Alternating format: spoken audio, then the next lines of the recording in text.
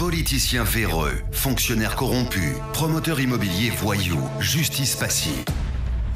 La Guinée devient-elle mafieuse?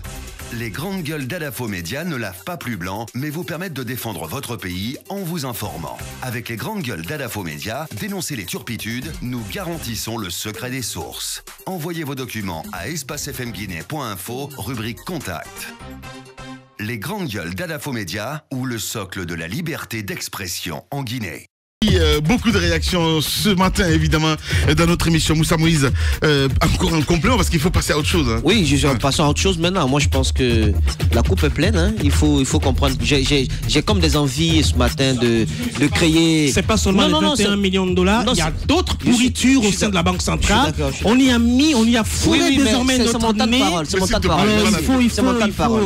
Voilà. Allez-y. MSS, ça me fait penser un peu à. Lui, met tout le monde KO. En fait. Je toujours la dernière. C'est un boxeur aveugle, au fait. Il cogne dans tous les sens. C'est ça. Voilà. Ouais. Alors, MSS, ça me fait penser à MMS. Vous comprenez? MMS parce que j'ai comme une envie folle de créer aussi ma société de transport de valeur. C'est important parce qu'avec ça, tu peux rapidement t'enrichir. Parce que ce dont il faut parler, lorsque vous avez ce contrat, il y a une rémunération derrière.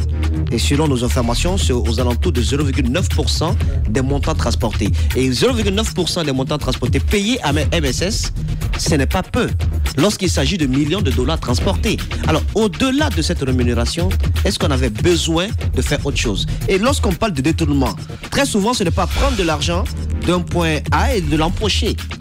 Si l'argent était destiné à un point B, vous n'avez pas l'argent là-bas, même s'il est stocké ailleurs, eh bien, ça prête à confusion et on peut parler de détournement à ce niveau-là. Nous attendons donc des réponses et dans les semaines à venir, dans les jours à venir, nous allons parler également de cette mine réellement, la mine de Mandiana, avec les noms, avec les montants payés et les reçus d'encaissement.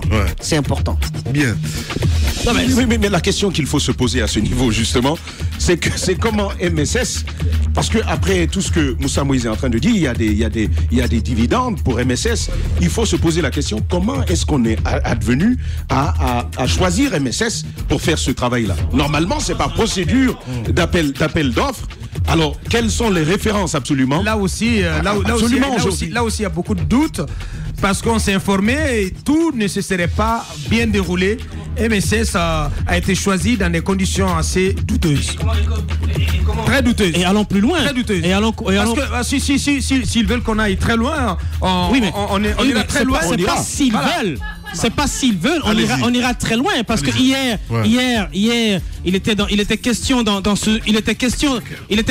ce studio qu'il y aurait un fils d'un ministre qui s'est déclaré comme étant étudiant du côté de Cancan, qui aurait des actions dans cette société. Donc, est-ce que la compétence de MSS est avérée?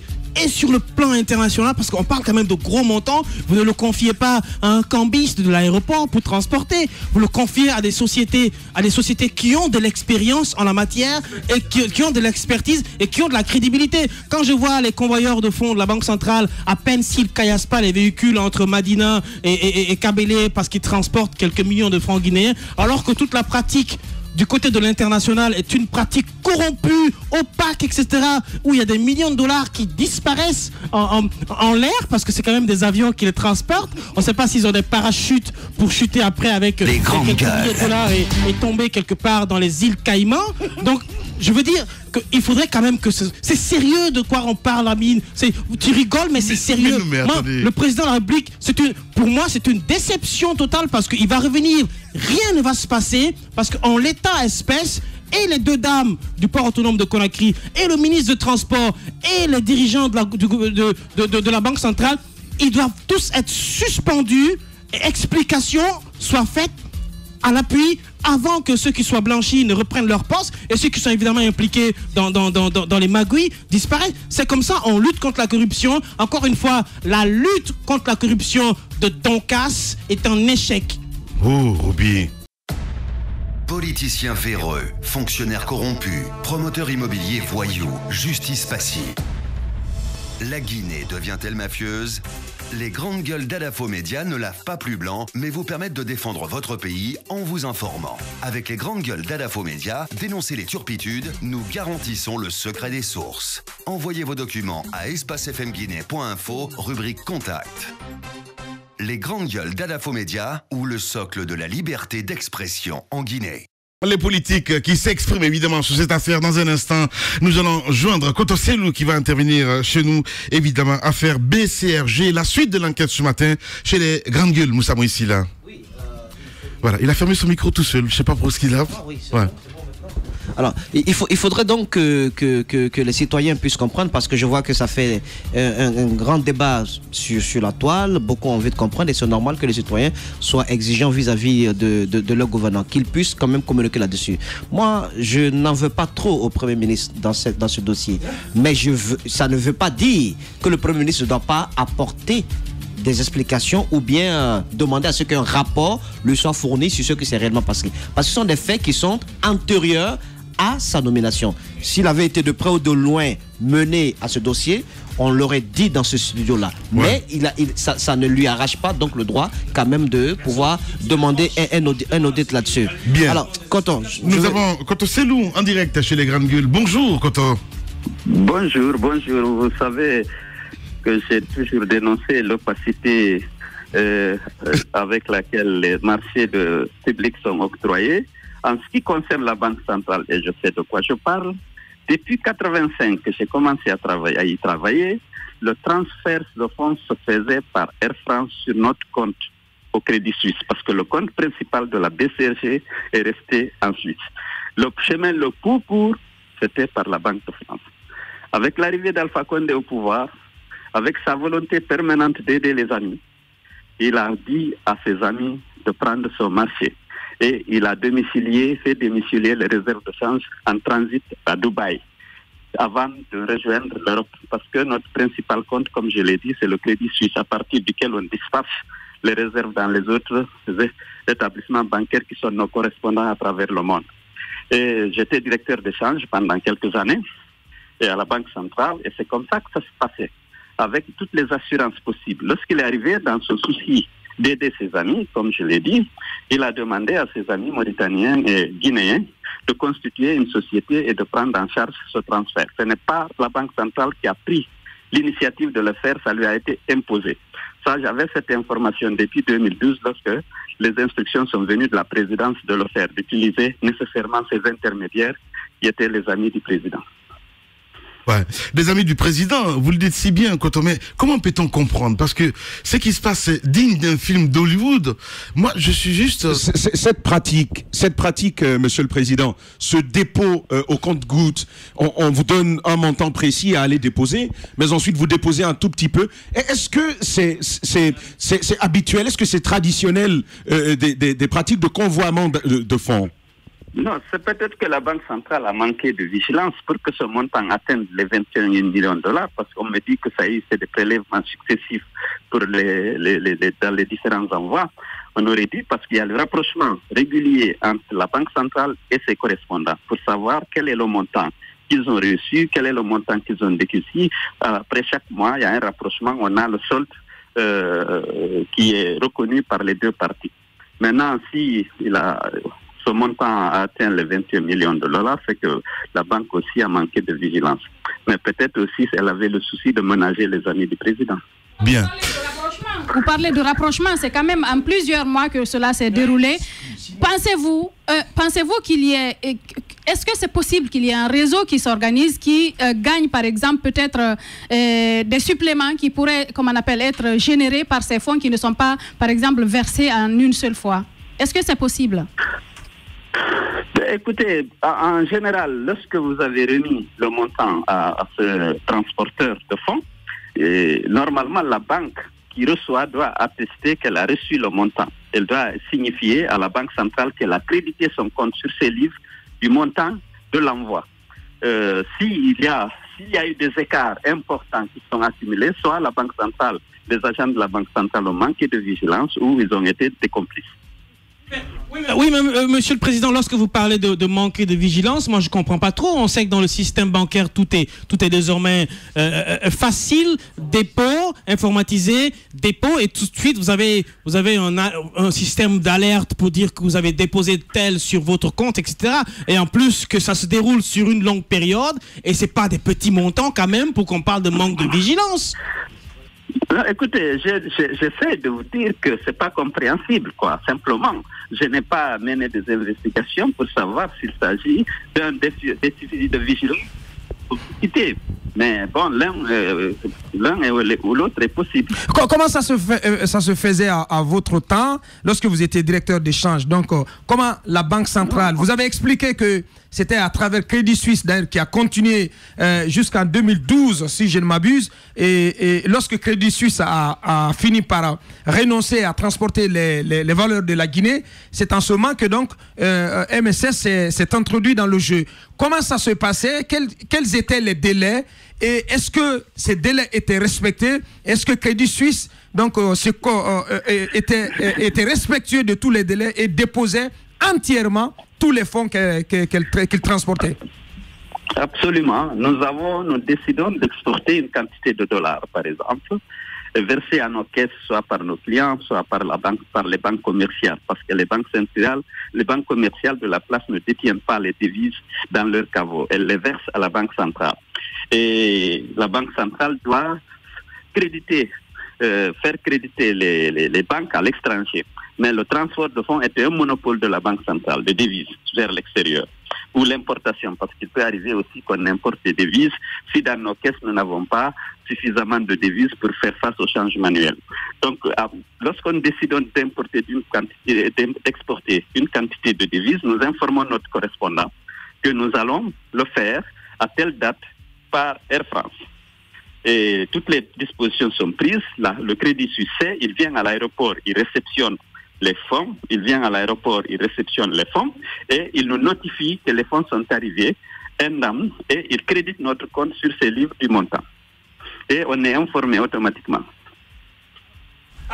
En pareille circonstance, finalement, peut-être c'est la dernière question, que devrait exiger le peuple de ses dirigeants?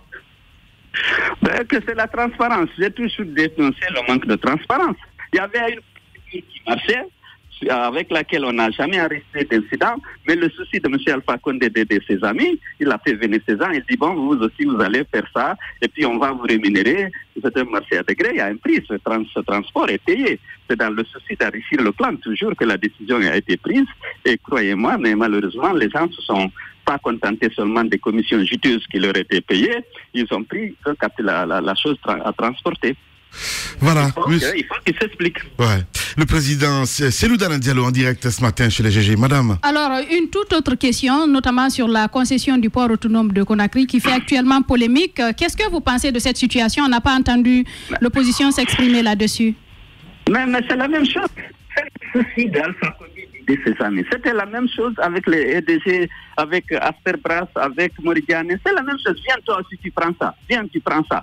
C'est comme ça avec les marchés de gré à gré, les différents marchés qu'il s'est octroyé directement. Ouais. Le port autonome et ce marché de transport des fonds dont on n'avait pas besoin d'intermédiaires. On pouvait difficilement avoir le contrat avec la compagnie aérienne, Air France, directement avec le Crédit Suisse, qui le faisait depuis de longues années, parce que moi-même, avant d'arriver à la Banque centrale, c'est comme ça que ça se passait. Oui. Et comment comprendre aujourd'hui cette passivité, si on peut se dire ainsi, de votre ancien porte-parole? Je parle de Boubacar Silla, entre autres. Lamine Guirassy, moi j'ai envie de dire quand même comment est-ce qu'il comprend la proactivité de ce ministre-là, lui qui a été porte-parole de l'opposition. Aujourd'hui, en dehors de Sékou Touréa, c'est lui qui chapeaute la signature. Comment le comprenez-vous? Est-ce que ça vous surprend, M. Cellou Dalein Diallo? Non, mais écoutez, il y a un deal, il ne peut pas aller, c'est-à-dire que s'il quitte la mouvance, il quitte l'opposition pour la mouvance, il y a des contreparties. Et je ne suis pas sûr que c'était par rapport à... Il l'a fait par conviction. Je pense que c'est par rapport à ses intérêts, le souci d'occuper un poste important, et il est obligé de défendre les actes d'Alpha Condé, quels qu'ils soient. Donc ça ne vous choque pas aujourd'hui? Vous comprenez aisément sa capacité à retourner, à faire des acrobaties linguistiques pour justifier désormais la vente du port, etc. Et tout le bienfait que cela va apporter selon lui à l'État guinéen. Vous le comprenez? Pour vous, ça ne vous choque pas? C'est dans l'ordre du naturel, c'est l'homme. Il a reçu une de faire signer dans ses locaux la convention à la négociation de laquelle il n'a pas du tout participé, et c'est vraiment très opaque. On ne peut pas décider, donner le port à tel, sans que celui-ci ne justifie de capacité, sans un minimum de transparence dans cette opération. Il est obligé, évidemment, je pense que c'est les contreparties aussi. On ne peut pas lui donner un gros ministère comme ça, renvoyant quelqu'un qui s'est battu pour le RPG pendant de longues années, pour qu'il reste les bras croisés lorsque le gouvernement est attaqué, même lorsqu'il a complètement tort. Ouais. Alors nous sommes face à deux gros problèmes. C'est cette concession du port autonome de Conakry et les déclarations que vous avez naturellement suivies de Moussa Moïse et de Abakar Silla, ces révélations-là. Vous, président, Cellou Dalein Diallo, que feriez-vous? Quelles mesures est-ce qu'on peut préconiser pour arrêter la saignée? Oui. Demain, Cellou Dalein Diallo, président de la République de Guinée. Bon, écoutez, d'abord, moi, je mettrai en place les institutions, la Haute Cour de justice, devant laquelle je peux être entendu, devant laquelle chaque ministre doit être entendu, et chacun en posant son acte dans l'exercice de ses fonctions, faire attention, parce que c'est dissuasif. On sait que la Haute Cour de justice est là. Aujourd'hui, c'est l'impunité absolue si Alpha Condé n'a pas mis en place la Haute Cour de justice. Mais écoutez, c'est parce qu'il veut s'assurer une impunité totale, lui et les membres de son gouvernement. Ouais. Parce que dans les dispositions de la Constitution, qui régit aujourd'hui le fonctionnement de l'État, il était prévu qu'elle serait 6 mois au plus tard après la mise en place de l'Assemblée. Jusqu'à présent, il refuse systématiquement. Oui, aujourd'hui une commission d'enquête parlementaire. Aussi, pour le cas Bolloré, pour d'autres marchés de gré à gré qui ont été octroyés dans des conditions opaques. Jusqu'à présent, l'Assemblée, la mouvance majorité, refuse qu'on mette en place une commission d'enquête parlementaire. Alors, c'est l'impunité totale pour le gouvernement de la République. Ouais. Merci beaucoup en tout cas, Monsieur le Président, et bonne rentrée à vous.